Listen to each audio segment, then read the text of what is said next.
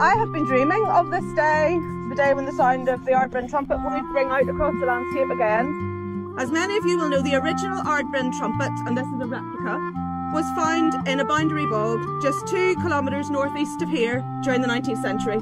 I learned recently from a neighbour, Donal, who unfortunately couldn't be here today, that this bog is named on an 18th century map as the Royal Bog.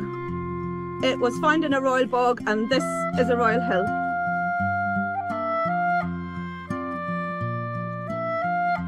The trumpet had been divided into 2 parts deliberately and quite possibly ritually deposited in the bog. Would it have been played here? Well, that seems very likely. This hill was the ceremonial centre for the Ullad tribe who occupied this land for millennia. The likely partner to this horn, for it is believed that they were played in pairs, representing the voices of the male sun god and the female earth goddess. The partner was recently discovered at a car boot sale in England.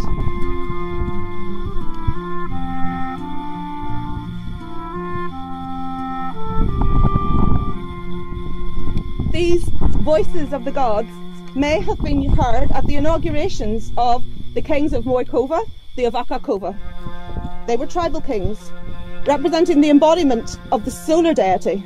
And these tribal kings were wedded to the land at sacred mountains like this one, in a ritual designed to ensure the prosperity and happiness of the land and those living in it. This was an inaugural tradition which persisted up until the 17th century.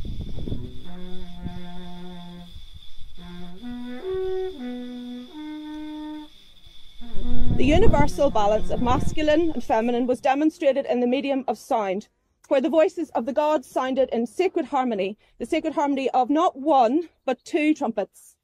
And I don't know about you, but I think we could all do with a little balance round about now. We need to quickly rebalance our relationship with the earth and stop our relentless violations of the mother, embodied so clearly on this hill. I have never been in any doubt that our work is important or that this hill is worth the many sacrifices. Our shared vision has always been to give a voice to the hill, to tell its story. And today that voice speaks again. Thank you, Rhea, and thank you, Simon.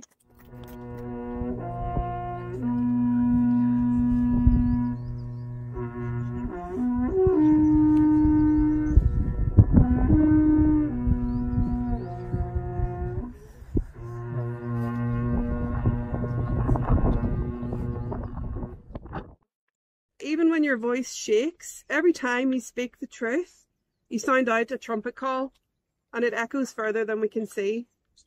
We've seen our words fall on deaf ears, but we've kept our voices steady. And we trust that the people in power will wake from their apathy and look up and see what lies hidden in plain sight. At times, speaking that truth has been born out of anger and frustration. It's been born of sadness and a sense of loss, but it's always come from an overwhelming love of a place that has had its voice all but forgotten. The ancient people who stood on this hill and lie buried within it now, they knew this land as Mother Earth, the place we came from and the place that we'd return to. And on Mother's Day, we remember our ancestors who honoured this place as an embodiment of the divine female. Today we're thankful that our voice is not trembling. It really is a trumpet call.